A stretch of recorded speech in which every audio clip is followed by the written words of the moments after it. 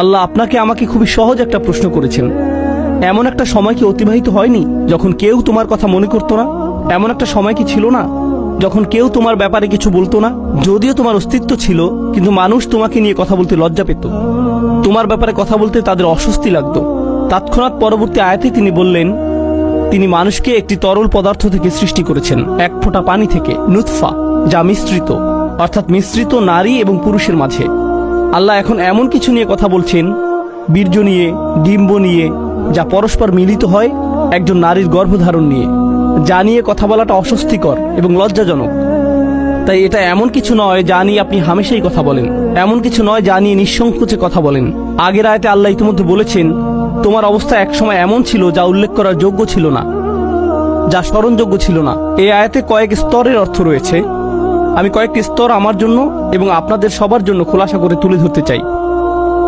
মহাবিশ্ব, বস্তুগত বিশ্বকে আমরা যেভাবে জানি, পদার্থবিজ্ঞানীরা আমাদেরকে বলছেন এটি 13.9 বিলিয়ন বছর যাবৎ বর্তমান আছে, আর এই গ্রহটি সম্ভবত 4 বা 5 বিলিয়ন বছর যাবৎ টিকে আছে, অর্থাৎ এই গ্রহের গঠনকাল।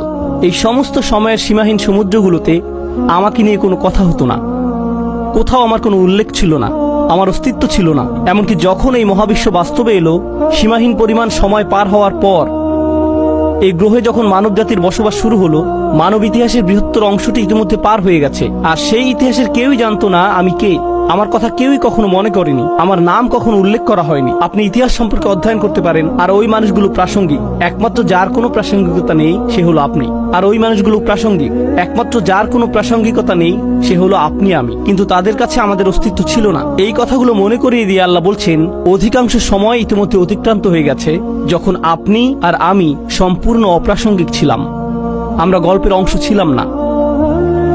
আল্লাহ এই উপায়ে আমাদের মনে করিয়ে দিচ্ছেন, সামান্য যে কিছু সময়কাল আমরা বর্তমান থাকি, আমাদের মায়ের গর্ভ থেকে দুনিয়াতে আসার পর, বস্তুত আমার মা যখন আমাকে গর্ভে ধারণ করেছিলেন শুরুতে, তার কোনো ধারণাই ছিল না যে আমি তার পেটের ভেতর। মাররত বিহি, সে বাচ্চাকে নিয়ে চলাফেরা করতে থাকলো, সে জানেও না।